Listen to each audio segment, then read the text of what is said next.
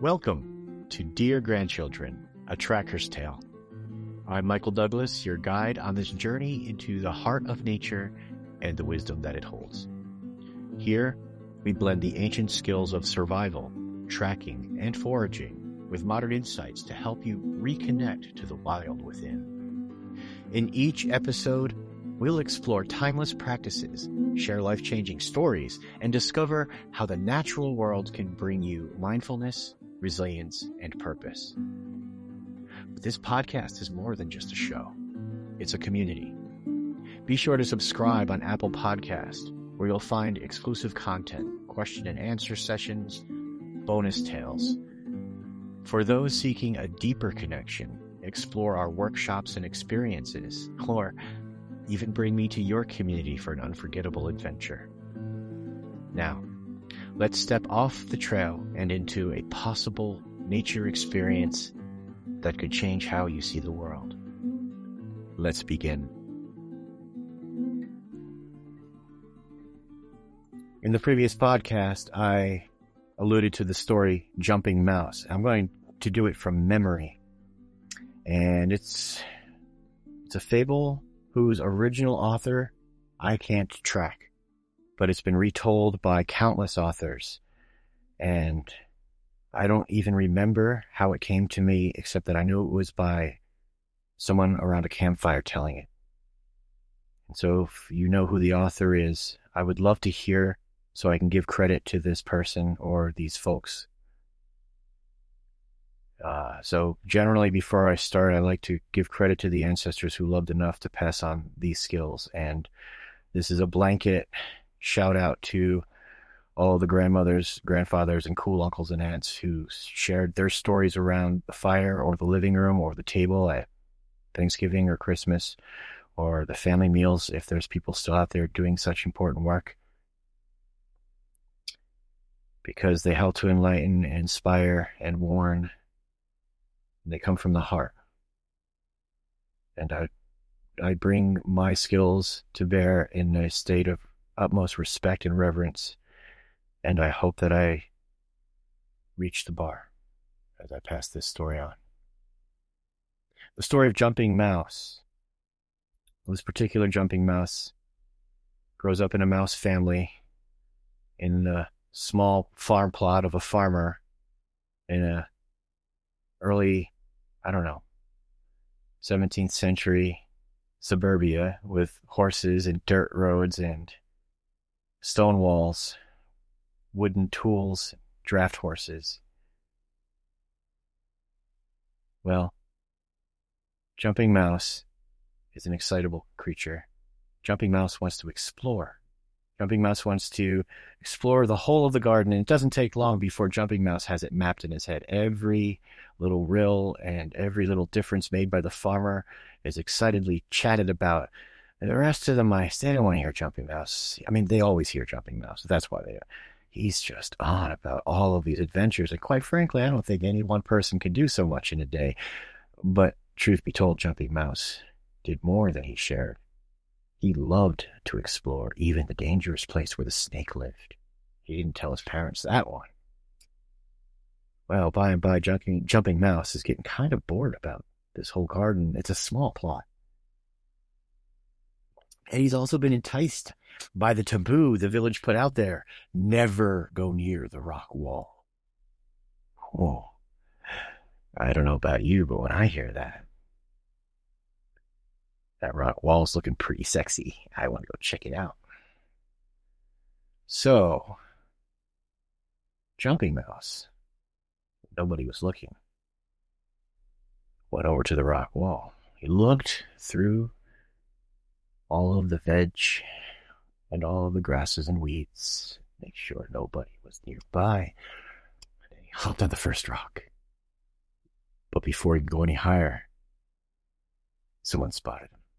Hey, get down! The whole village suddenly came out of the woodwork. Poor Jumping Mouse was surrounded and chastised, told that they were a bad person and that they were crazy and they were going to bring harm and just all of these things to the village, not just to him, but to his loved ones, shame to his family, all of it. All of it. Jeez, it took him a few days to recover People were still scowling at him, though, when he had a plan. And the plan was to wake up early before anybody else. To go sneak over to the corner of the garden where nobody could see him. Tactical readjustment, see. Then, he was going to climb to the top of the wall. He thought the wall itself was fun. He was content with just exploring the wall for a few days, but now, they pushed hard, so he's pushing back, just like real life. We get up on top of the wall, see, and Jumping Mouse's heart changes.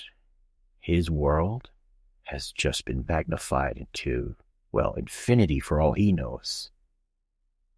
He wants to explore, and the sun is coming up over these brand new fields with no rock walls, no gardens.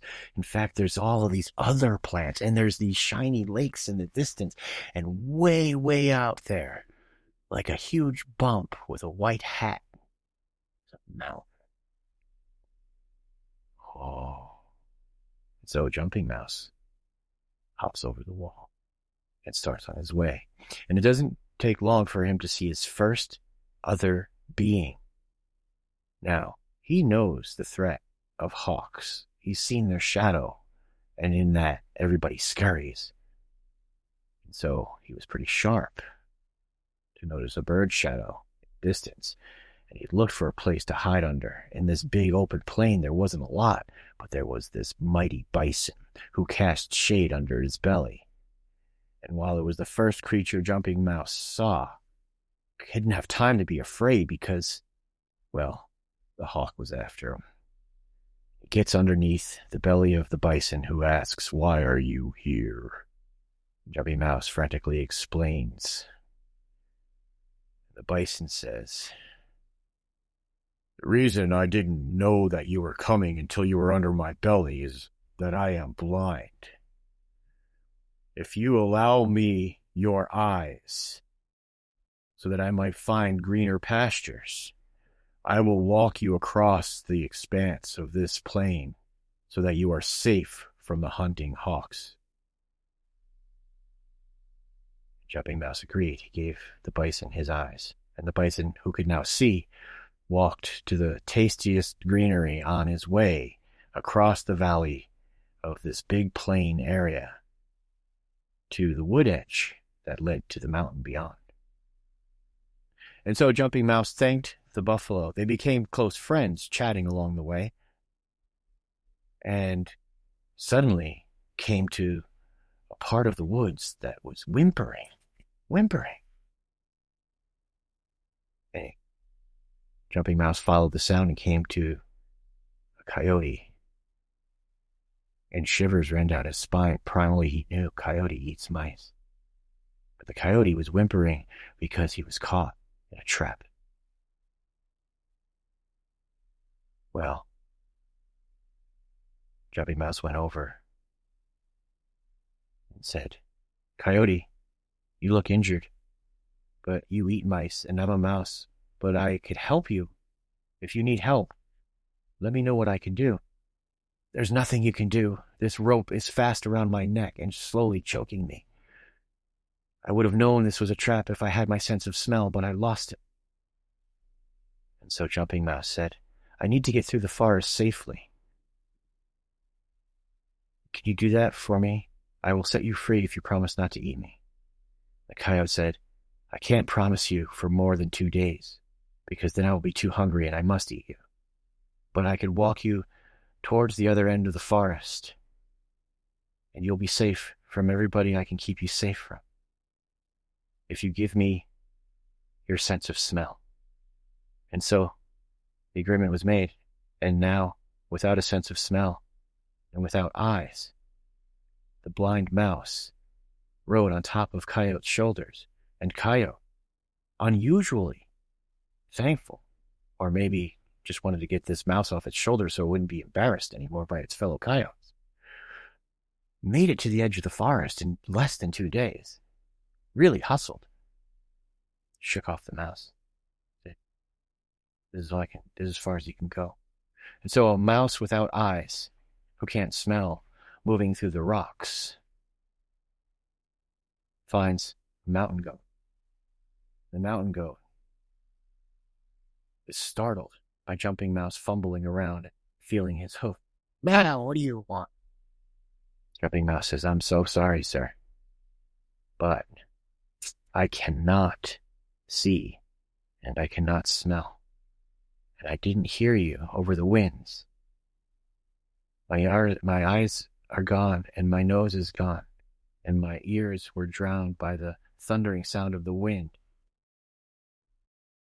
I don't know what you're saying. I can't hear you. I lost my hearing. I wish I could hear where my family was, so I could find them way up top here." Jumping Mouse starts to paint a picture with his hands, and the goat, over time, understands that he wants to get to the top of the mountain. And the goat says, "You got those big ears. I bet you could hear well. If you give me your hearing, I will take you to the top of the mountain, and then I could hear and find my family." And so it was agreed. Well, the goat took him to the top of the mountain and left him there, blind, deaf, couldn't smell. But he could feel through the earth that something had just landed next to him, something powerful. And he said, Jumping Mouse, "I sense that you are there, and if you need help, I can do my best. I have good hands, but I can't see and I can't hear, so you'll have to put my hands on whatever it is you want me to do for you." And then the voice of Eagle said, "You have eyes. You have smell. You have the ability to hear, for you are no longer a mouse." And when Jumping Mouse opened his eyes from the darkness that he assumed would be forever, he saw he was in the body of an eagle, and he soared away. Now that story is you. You're a Jumping Mouse. You're a Jumping Mouse who gets to the wall and finds no support and community to break through to find your true self. In fact, community is a bunch of people who are in the same boat. And the only safe and secure thing is the life raft of common culture. McDonald's jingles, divisive storylines on news cycles that have addicting pharmaceutical commercials in between. You don't think that's planned? Break room banter, which often turns south quick. Bad medicine story, right? So now you have all of those tools that you're immersed in, but we can shake them off of the crap of that superficial consumer 9-to-5 treadmill and find our meaning and use those tools to program ourselves. We don't need other people programming us anymore. Jumping Mouse was brave enough to look over the wall. But here's the warning. It changed his heart. He could no longer live fully in the village once he saw that he had the ability to live independently owned and operated. And folks, that's a powerful thing to consider. When you're awakening your heart to who you truly are, did you warn the people you love who love you back? They don't need to support you. They should be aware, though, because it comes as a surprise when suddenly you know who you are, and if you try to deny it, you're going to spiral into an abyss, wither away. But you've kept it alive by keeping busy. And the busy will never end. In fact, it just becomes a new busy that is exhausting in different places of your being. If you're tired of being mentally exhausted by interactions with people or endless typing in front of a screen or fill in the blank, you'll feel relief in one area, but the pain of the work of it and growing is just as exhausting. So you might as well make it rewarding and fun, right? And that causes you to commit to something different than what you're committing to now that you may not feel feeds you. Be careful with that. The transition is the process. Make it beautiful. Make it nice. Make it effective. And don't mess it up. You're going to mess it up. But if you put in that directive for yourself, I'm going to make this effective, efficient, and beautiful. Whatever it is, a human relationship, as you change into something new, as that relationship has to adjust or maybe grow apart. Be the best craftsman you can be. Every day, bring it. You want to feel a reward in your life? Bring your best self to the events that will feed and nourish you and your loved ones in a manner that honors your gifts and benefits from them. Now, there's homework. That might be a job change. Okay, if it is, don't do it overnight. Plot it. Plot your easy transition where no bridges are burned. In fact, they're strengthened because it's doable. And if that's your craft, then it's a timeless improvement over the long haul, not a crash diet that you rebound twice as hard from afterwards. And I mean that behaviorally and with sleep and self-care, with looking in the mirror and creating a hero's journey instead of the negative speak. There's a lot to it, and it's fun and engaging and improves you. It's the gym of life. It's not just the gym, it's the playground. It's the jungle gym. It's the jungle gym. Just don't go down there wearing a red shirt. They never seem to make it.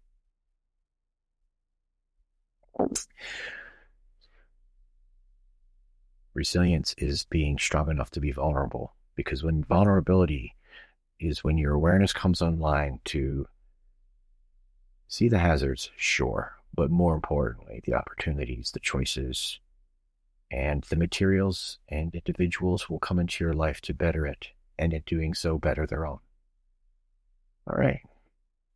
So that's Jumping Mouse.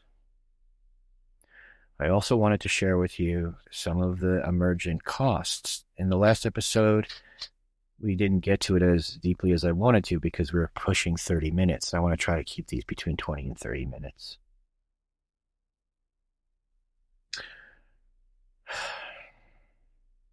Being alive and loving your life does not bode well for those who don't have that. They think of it as an affront, an insult. You must be up to something. Is he on drugs? Why is he always happy all the time? If your life is meaningful and people are struggling in a life lacking meaning, it's an easy lure and a grand mistake to take the bait of those who would pull you down into their abyss. Because misery does love company. Instead, offer a hand out, and if it's not taken, respect the person who is, like you were and sometimes do, floundering in their hurt. And most often, although there are some exceptions, lashing out unconsciously and hurting those around them with kind words even. Hi! Ever have that happens to you? Someone comes into a room with this big smarmy overemphasized hi, and you can almost feel where they're trying to place the knife in your back. Well, that's a message. What you do with it is on you. Do you decide, hey, I have a new enemy that I need to loathe every time their name is mentioned? Or do you decide, ooh, that's a lot of grief. Where's the in? There is a human being in there. And I'm going to work a little while longer to find it. And when I do, I can make a more informed assessment as to whether or not to build a mutually beneficial relationship with them, to offer up some space for healing, to be a kind ear listener in the next 2 or 3 weeks. There's all kinds of options out there. I put a few of them on the board. And the ones that are more destructive, I leave off the board, or I put them on the back edge of the board if I feel like they might be a threat to myself or my family. But right now, I've got this whole unconditional love, purpose beyond self. They're going to rise to my expectation as soon as I see that amazing part of them. I'm going to mention or question or listen to that part of them. I'm not going to feed the other part I don't think it needs to be fed. It seems to be a symptom of hurt or anger or mistrust or uncertainty or insecurity or self-doubt or you name it. You've felt it. We've all been that person and we will again. So wouldn't it be nice to be a marker of safe harbor when others are in that space so that when you're in that space, you have support? Remember, it's energy moving through systems. We can be a shit spreader or we can turn that shit into something more nutrient dense and less burning. Yeah. But again, it's exhausting. It's exhausting. And you're going to fall short of any bar you put out there except the one that simply directs you to be the best you can be. And at the end of the day, all of those times we fell short were valuable lessons and teaching moments. They were times to be introspective or to laugh hard at ourselves or to call that person before bed to explain with clarity before it seeds into something else. It's a great opportunity to figure out who your friends truly are and to reach out to people who need friends. Those things that make us awkward or afraid or close to the crocodile brain often present the greatest opportunities. We just have to be strong enough to stay in that space of opportunity rather than flight, fight, fornicate, or freeze. The lizard brain and its 4 Fs. There are ways to do this, to manage this. Our ancestors around the globe had technologies for this. To recognize energy before it comes into our awareness bubble, because our disturbance bubble is that muted that we can see it from a mile away. And make simple arrangements, even a manipulation of the landscape, moving a table out of the way so that somebody who you see coming in with a walker has a place to sit. Right. Getting up and meeting the mailman at the post box as much as you possibly can so that you learn their name and they know you. Makes mail more reliable. Little notices, little gifts, little recognitions of other humans being human, working their way through their lives like you are. Those little tag I see yous are connective tissue. And you can nourish them and nurture them, or you can use them as a conduit for divisiveness. Self-doubt and distraction are going to be your two biggest wrestling partners. And I hope, you know what? Here's homework. Go out and do karaoke. If you're afraid to sing, well, watch other people who are afraid to sing get up and overcome it. You don't need to do that. You don't need to go up there on the microphone, but to watch the process as a possibility to bring yourself to that edge. Now, if you're really good at karaoke, well, insert new activity that maybe you're a little timid about. Go to an indoor rock climbing gym. There's easy routes and hard routes, and then there's no routes. You have complete ownership after the safety brief in the belay class of the risk that you take, and you're tied in. Your body will have a perception of risk, and the actual risk will be way less. The actual risk will be way less. Or maybe it's writing an article for a newspaper, or sharing photos that you've taken with friends in a situation where there's strangers mixed with friends. Work that edge. Self-doubt is so limiting. I don't know. Maybe. I'm not going to do that. There's other people who've already done that. Stop it. Besides, who has time? That's the other one. Distraction. Self-doubt and distraction are intimately related. They're like the evil twins who have been cast upon this world to get you off of your trail. Well, that's good. You know what they tell you? Are you passionate enough? Do you care enough about what you want to become? We're testers. We're here to see if you're really committed. Self-doubt and distraction. That's what they're there for. So beat them at every turn and laugh about it. Laugh when they get you too. and then really discern whether or not that act, that thought that you wanted to follow through with, that part of your vision that you've been trying to keep alive, but now the kids need food and you need a secure job, and there are so many opportunities for growth with self-doubt and distraction, but you've got to see them as that, as personal trainers who are trying to get you up off the couch when you don't want to. Just one more Fig Newton. Wait, let me. I'm at the end of this Netflix binge. Let me. Yeah, okay. I hear your vision sagging from here. That was me being the Wolverine voice to my own self-doubt and distraction. I become the Emory version of the drill instructor, who did a pretty good job. I went through Marine Corps boot camp in Paris Island. He pretty much nailed it. I loved it. And that's it. I love that drill instructor because I can have that drill instructor come out in my internal landscape and get me off my butt. It chases away the shadows of self-doubt, distraction, and the resulting inaction and calorie excess. I become a calorie sponge. I blow it out like you found a ripcord. Within 3 months, I can gain 25 pounds. Easy. Too easy.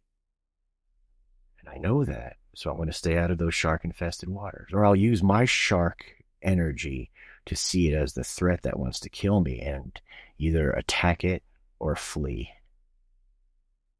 I'm not going to freeze. So that's my personal medicine with it. Maybe too much information. But for you, what does it look like for you? Don't share it with me. If you want to share questions, that's great. But fuel that alignment of all three, the reptilian brain, which pick a spirit animal for that cold-hearted, snappy self that you want to take out for walks every once in a while, but in a manner that helps build relationships in that mammalian brain, And then again, shapeshift. Who are your favorite animals? There, I'm not using the term familiar or spirit animal because I know in Christianity we've somehow discounted the piece of it. I think it's because desert cultures, nobody wants to use a camel as inspiration because you'll spit on everybody and have no friends. I don't know. But in cultures that inspire with wildlife that teaches behaviors through sensory engagement in the landscape, you can really take lessons from raccoons, from owls. Everybody wants to be a lion or a wolf or an eagle. Okay, great, but why? What qualities do you want to internalize of those animals that you can bring to bear in a healthy manner with humanity? The wolf is loyal to the pack, maybe to a fault.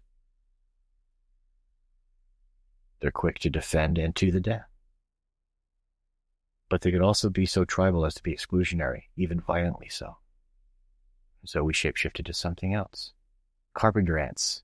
A carpenter ant from England can be placed in Louisiana, and as long as it's a carpenter ant nest and not a fire ant nest, they'll get along. They'll start working for them. So interchangeability, we got enough of that cog in the machine mentality in our modern world, don't we? Well, there's some usefulness to that mycelium connection. It's how you use the tool. Does it nourish, nurture, provide a sense of self-worth and worth to the people you care about? Does it affect the landscape in a healthy manner? These are things you could dial in to create a frequency that is more than the interchangeable parts of a Walmart staff. Right? So we're crafting our ancestral wisdom and knowledge into a daily application. But there's things, and the first two were mentioned, self-doubt and distraction. In the next podcast, we're going to break it down into a detailed examination of the dis-ease that comes up in each of us and how we can use it as a diagnostic tool for healing and growth. I want to say that differently, growth into healing, because through growth we heal. Broken bone has to grow and mend. Torn ligaments, muscles. We have to build around the injury until there's no injury.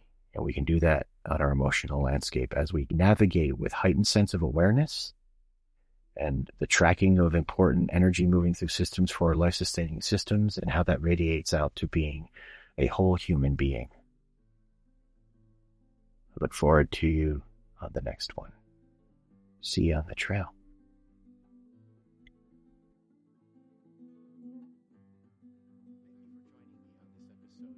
Dear Grandchildren, A Tracker's Tale. If today's journey resonates with you, I invite you to share it with others who long for a deeper connection to nature and themselves. Don't forget to subscribe on Apple Podcasts for bonus episodes, exclusive question and answer sessions, and more tales from the wild. Your support through subscriptions, feedback, or simply spreading word keeps this flame of ancestral wisdom alive. And if you're ready to take the next step, contact the Central School at primitiveskills.com or email staff@primitiveskills.com to learn all about our workshops, experiences, lectures, expeditions, and how we can bring these teachings directly to you. Until next time, may your trails be clear and your heart full. Keep exploring and keep the fire burning.